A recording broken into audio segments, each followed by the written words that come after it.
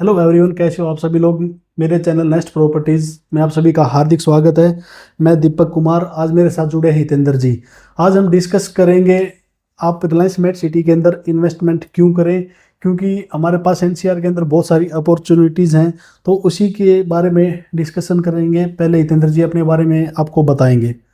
हाँ जी हितेंद्र भाई। नमस्कार, मैं Hitendra Dhankhar Reliance Met City में as a property adviser consultant काम करता हूं।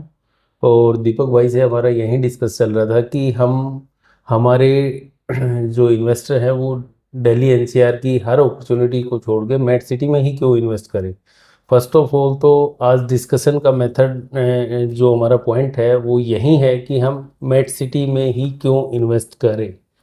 क्योंकि एनसीआर के अंदर बहुत सारे ऑप्शन हितेंद्र भाई, बहुत सारे बिल्डर भी हैं, तो क्वेश्चन रहते हैं यहाँ सभी के, भाई मेट सिटी के अंदर हम इन्वेस्ट क्यों करें। बिल्कुल दीपक भाई, यही बात हम डिस्कस भी कर रहे थे 2 4 5 दिन पहले। हमने रिलायंस पर्सन के साथ भी कई बार डिस्कशन किया कि मेट सिटी ही क्यों बेस्ट अपॉर्चुनिटीज है। आपके हिसाब से मेट सिटी में क्या क्या अपॉर्चुनिटीज है इन्वेस्ट करने की। बिल्कुल, मेट सिटी के बारे में अगर हम बात करें तो कहीं भी इन्वेस्टिंग की कोई भी हम बात करते हैं तो सबसे फर्स्ट ऑफ ऑल हम कुछ पॉइंट्स इन्वेस्टिंग के हम डिसाइड करते हैं। First of all location, branding, तीसरा वाई शुड इंफ्रा कैसा रहेगा, कैसा रहेगा, इंफ्रास्ट्रक्चर क्या है, रहेगी एमिनिटीज क्या रहेंगी, क्या वो पॉकेट फ्रेंडली है, और एप्रिसिएशन में एप्रिसिएशन मिल सकता है। एप्रिसिएशन के चांसेस क्या रहेंगे। तो आज हम इन्हीं पॉइंट्स पर डिस्कस करेंगे कि कितना एप्रिसिएशन मेट सिटी में हो सकता है, इसकी लोकेशन क्या है, फाइनेंशियल्स क्या है, इकोनॉमिक स्ट्रेंथ क्या है हमारी यहाँ। इन्हीं चीज़ों पे मैं आपको थोड़ा सा हम और आप डिस्कस करना चाह रहे हैं। चलो हम लोकेशन से शुरुआत कर लेते हैं कि लोकेशन क्या है मेट सिटी की। फर्स्ट ऑफ ऑल, इन्वेस्टिंग करने से पहले हमें किसी भी चीज़ की डेमोग्राफी, वहाँ की लोकल फैक्टर्स, इन चीज़ों के बारे में सोचना ज़रूरी होता है। फर्स्ट ऑफ ऑल, मैं अगर बात करूँ लोकेशन की तो मेट सिटी की लोकेशन दिल्ली एनसीआर में पड़ती है। 3 साइड से ये दिल्ली बॉर्डर को कनेक्ट करता है। ढांसा बॉर्डर वेल कनेक्टेड है, उसके बाद गालिमपुर बॉर्डर से हल्का फुल्का टच है इसका, फिर दोराला बॉर्डर से भी ये वेल कनेक्टेड है। दोराला बॉर्डर से हम बात करें तो कनेक्टिविटी की बात करें, फिर यहाँ पे बादशाह एम्स की भी एमिनिटीज अच्छी है। अच्छी है बिल्कुल। बात करते हैं ब्रांडिंग की। भाई ब्रांडिंग, रिलायंस का नाम एक एज ए ब्रांड आता तो पूरे देश में ये होता है, भाई इससे बड़ा ब्रांड तो हमारे देश में कोई है ही नहीं। नहीं, ये आपकी बिल्कुल सही बात है कि ब्रांड बहुत बड़ा है। लेकिन वही बात है कि ब्रांड रियल एस्टेट में फर्स्ट ऑफ ऑल इन्होंने पैर रखा है। 2021 में जब इन्होंने रेजिडेंशियल की लॉन्चिंग की तो हम भी थोड़ा सा कॉन्शियस थे इस बारे में कि पता नहीं किस हिसाब की डेवलपमेंट करेंगे, लेकिन 2021 से 25 तक इन्होंने जो डेवलपमेंट की है मेट सिटी के अंदर वो काबिल तारीफ है। और लोग मेरे पास आते हैं, मेरे क्लाइंट्स हैं वो, जिनको मैंने 21 में इन्वेस्ट कराया था, आज वो कहते हैं कि हम इतना सोच ही नहीं सकते थे कि मेट सिटी इतना डेवलप हो जाएगा और इतना अप्रिसिएशन उनको मिल जाएगा। आज के रेटों के हिसाब से देख के तो 4 टाइम 4 टाइम 5 टाइम बिल्कुल। अगर मैं बात करूं इंडस्ट्री की तो मैंने अपने क्लाइंट को इंडस्ट्री में 5600 से 8200 रुपये मीटर के बीच में कुछ प्लॉट्स दिलाए थे, आज वो 40,000 रुपये मीटर के आसपास बैठे हैं। तो अप्रिसिएशन अगर इंडस्ट्री की बात करूं तो 5 और इसके अंदर टाइम एक और चीज है ना हितेंद्र जी, रिलायंस क्या है जो फाइनेंशियल बहुत स्ट्रॉन्ग है।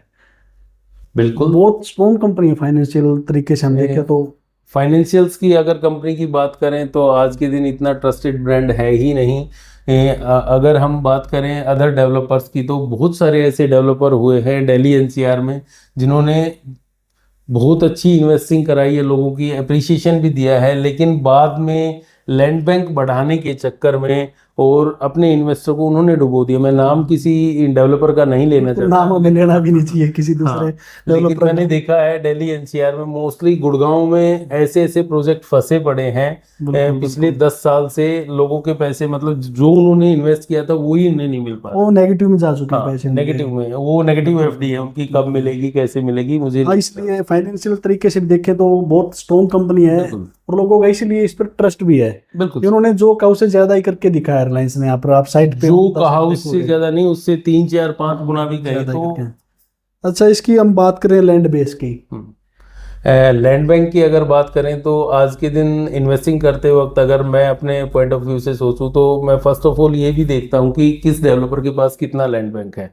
सपोज बहुत सारी दीनदयाल यहाँ आसपास हैं, झज्जर में, फरुखनगर में 8-8, 10-10 एकड़ के उनका लैंड बैंक है, वो डेवलप करते हैं और चले जाते हैं।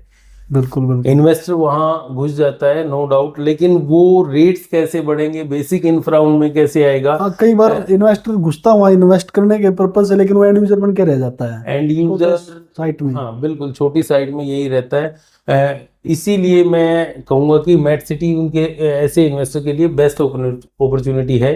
क्यों है? क्योंकि मेट सिटी के पास लगभग 8 से 10 हजार एकड़ का लैंड बैंक है। आज के दिन 8 से 10 हजार एकड़ का लैंड बैंक है, और अगर डेवलपमेंट की बात करूं तो मैं 2100 एकड़ को इन्होंने डेवलप किया है अभी तक। तो आगे कंपनी इस इंफ्रा को डेवलप करते हुए लेके जाएगी, बेसिक एमिनिटीज और बढ़ाएगी, जिसमें आपके आज जो गुड़गांव है, अगर 90s के दौर में हम गुड़गांव को देखें तो बेसिक इंफ्रा बिल्कुल नहीं था, लेकिन आज अगर गुड़गांव की कैलकुलेशन करें, हम गुड़गांव को देखें तो एक मेट्रो सिटी है।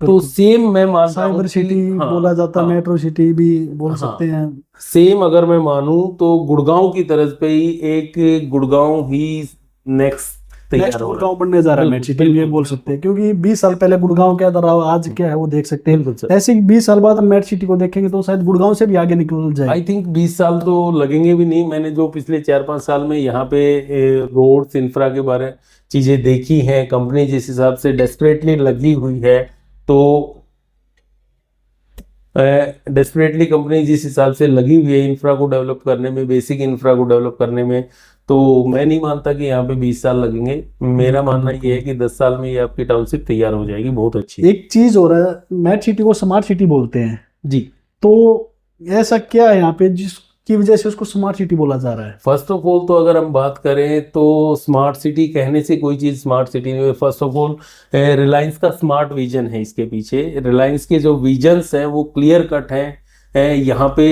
इंफ्रा को डेवलप करना है। अगर इंडस्ट्री की मैं बात करूं तो इंडस्ट्री में ये टिपिकली एंड यूजर को देते हैं।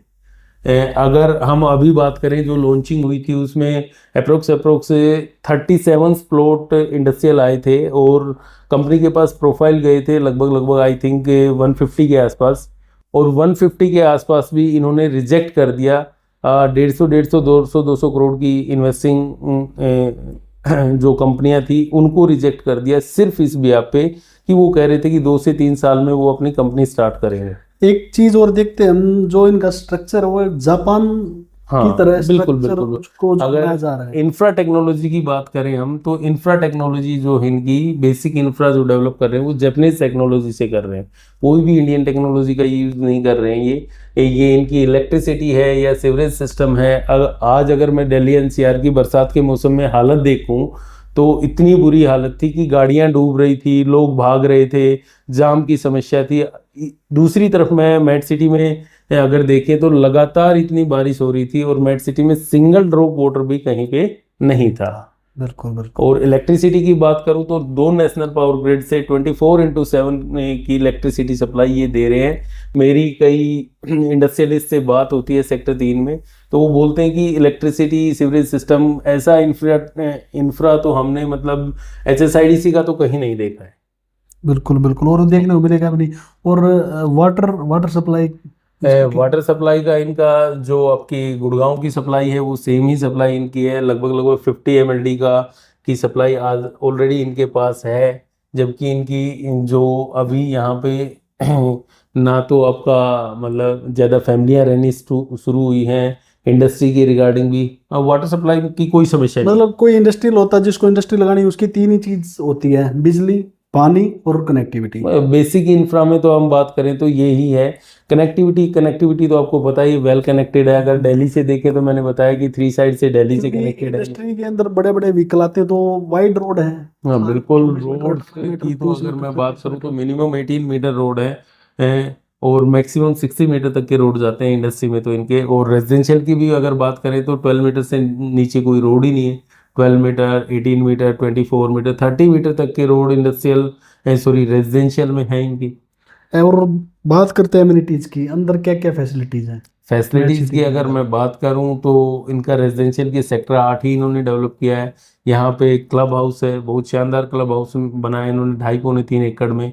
उसमें बेसिक एमिनिटीज सारी दी हैं, स्विमिंग पूल की है या रेस्टोरेंट की है, बहुत सारी एमिनिटीज दी हैं। हाँ, स्कूल है, हॉस्पिटल है, पार्क्स हैं, मंदिर है, सभी हर चीजें चीज अवेलेबल है। जो एक रेजिडेंट को चाहिए होता है, रेजिडेंट के आने से पहले कंपनी ने उस इंफ्रा पे काम करना शुरू कर दिया है। हाँ, स्कूल हॉस्पिटल आज के टाइम पे बनने लग रहे हैं। बिल्कुल बिल्कुल सर। ऑन कंस्ट्रक्शन है सारी जी। चीजें। फिर पॉकेट साइज की बात करें, हाँ, दूसरी बात इन्वेस्टिंग में सबसे बड़ी बात होती है कि हर आदमी के लिए पॉकेट फ्रेंडली हो। अगर यहाँ पे मैं बात करूँ तो 75 स्क्वायर यार्ड से प्लॉट स्टार्ट होके 600 स्क्वायर यार्ड तक प्लॉट जा रहे हैं। तो अगर मान लीजिए मैं एक सिंगल अर्नर आदमी हूँ मेरी फैमिली में, तो मैं ज़्यादा बड़ा प्लॉट नहीं ले सकता और इन्वेस्टिंग करना भी चाह रहा हूँ, तो रिलायंस मेट सिटी में छोटे प्लॉट्स भी हैं। छोटे प्लॉट हम छोटे पॉकेट साइज से भी उसमें मिनिमम इन्वेस्टिंग साइज कर अपने सकते पास हैं। 75 स्क्वायर यार्ड है। हाँ, 75 स्क्वायर यार्ड का तो है। जिसको 60-70 लाख रुपए के अंदर मेट सिटी के अंदर कोई प्लॉट चाहिए हाँ, तो वो मिल दिल्ली सकता है। एनसीआर में इतने ब्रांड की, इतने बड़े ब्रांड की और ट्रस्टेड ब्रांड की अगर कोई चीज 60-65 लाख रुपए में कहीं नहीं मिल रही। अगर कंपटीटर की बात करूं मैं, M3M है या सिग्नेचर है, आपका DLF है, यहाँ लोगों का पॉकेट साइज ही शुरू है। यहाँ पे मिनिमम जो इन्वेस्टमेंट स्टार्ट होती है 2-2.5-3 करोड़ से स्टार्ट होती बिल्कुल है, बिल्कुल। जबकि मेट सिटी में आप 60 लाख में, 65 लाख में, हाँ, मतलब यहाँ 60 लाख से आपका बिल्कुल इन्वेस्टमेंट स्टार्ट हो जाती है। बिल्कुल। ये लोगों के बहुत क्वेश्चन रहते हैं कि हम यहाँ पे इन्वेस्ट क्यों करें, और एंड यूजर के भी क्वेश्चन रहते हैं कि यहाँ पर ऐसा क्या है जो हम यहाँ कर अपना मकान बना के हम रहने लग जाएं। तो ये बहुत सारी बातें थी, आज हमने डिस्कस भी करी है, और कुछ इसमें आप बताना चाहोगे? लास्ट पॉइंट मेरा तो ये है कि इन्वेस्टिंग क्यों करता है आदमी, या वहाँ पे रहना क्यों स्टार्ट करता है। आदमी रहना भी इसलिए स्टार्ट करता है कि बेसिक एमिनिटीज़ हों वहाँ पे, इंफ्रा डेवलप हो। इंफ्रा और बेसिक एमिनिटीज़ ये लोग लेके आ रहे हैं, बहुत अच्छी लेके आ रहे हैं। दूसरा, इन्वेस्टर क्यों इन्वेस्ट करे। अगर मैं बात करूँ, हमने एक पॉइंट डिस्कस किया था लैंड बैंक। लैंड बैंक की बात करूँ तो डेवलपर के पास इतना बड़ा लैंड बैंक है, तो डेवलपर कंसिस्टेंटली अगले 10 से 15 साल तक यहाँ लॉन्चिंग करता रहेगा और हर टाइम पे बेसिक इंफ्रा को बढ़ा के, बेसिक एमिनिटीज ज्यादा देके अपने रेट रिवाइज करते हुए लेके आएगा। तो यहाँ पे एप्रिसिएशन के चांसेस में जो देख रहा हूँ, जो इन्वेस्टर हैं, जो इन्वेस्ट करना चाहते हैं, उनके एप्रिसिएशन के चांस बहुत ज्यादा बढ़ जाते हैं। आई थिंक दिल्ली NCR आज के दिन गुड़गांव स्लो डाउन पे है। पिछले 6 महीने में मैं देख रहा हूँ कि गुड़गांव में प्राइस कट आ रहे हैं, लेकिन पिछले 6 महीने में मेट सिटी में अगर रेजिडेंशियल की मैं बात करूँ तो 5 से 10 हज़ार रुपये का एप्रिसिएशन आया है। और इंडस्ट्री की अगर मैं बात करूँ तो इंडस्ट्री में भी कम से कम 8,000 रुपये पर स्क्वायर मीटर का यहाँ एप्रिसिएशन आया है। तो जब चीजें स्लो डाउन में चल रही हैं तब ये ग्रो कर रहा है, तो आई थिंक एप्रिसिएशन के चांसेस, लैंड बैंक ज्यादा होने का भी एक बेनिफिट है सर। बिल्कुल, इन्वेस्टर को यहाँ पे इन्वेस्ट करने का। कई बार ये सोचते हैं कि आज रेट यहाँ 90,000 या 80,000 पर स्क्वायर यार्ड हो चुके हैं, और रेट क्या बढ़ेंगे, इसमें क्या हेड ऑन हो सकता है? अभी क्यों यार इतना रेट बढ़ेंगे? इस चीज से हम कोई जस्टिफाई नहीं कर सकते कि यहाँ 90 का रेट क्यों है। अगर मैं गुड़गांव की बात करूं तो सेम लोकेशन में DLF बेच रहा होता है 2.5 लाख रुपए गज, और M3M या सिग्नेचर जैसे जो ट्रस्टेड ब्रांड है वो बेच रहे होते हैं 1.25 लाख रुपए गज। तो मेन चीज होती है ब्रांडिंग की। ब्रांड क्या है, किस पे किसका भरोसा है। अगर आज मैं फरूखनगर की बात करूं तो फरूखनगर की जो 10-10, 12-12 एकड़ की दीनदयाल है, उनमें 80,000 रुपए गज में चीजें मिल रही है। तो आई थिंक ये तो बहुत सस्ता मिल रहा है। बहुत बड़ा ब्रांड है। इतना बड़ा ब्रांड है अच्छा काम करके इंफ्रा के मामले में तो कोई इनका जवाब नहीं है। बिल्कुल बिल्कुल बिल्कुल। तो आज हमने कुछ डिस्कस किया है कि आप लोग यहाँ पे क्यों इन्वेस्ट करें। तो ये कुछ पॉइंट थे, हमने नोट किए थे, जितेंद्र जी के साथ हमने डिस्कस किए हैं। इन फ्यूचर आपको कोई भी क्वेश्चन हो या कोई भी आपको रिलायंस मेट सिटी के बारे में जानकारी चाहिए, स्क्रीन पर हमारा नंबर, आप व्हाट्सएप भी कर सकते हैं, कॉल भी कर सकते हैं। Thank you.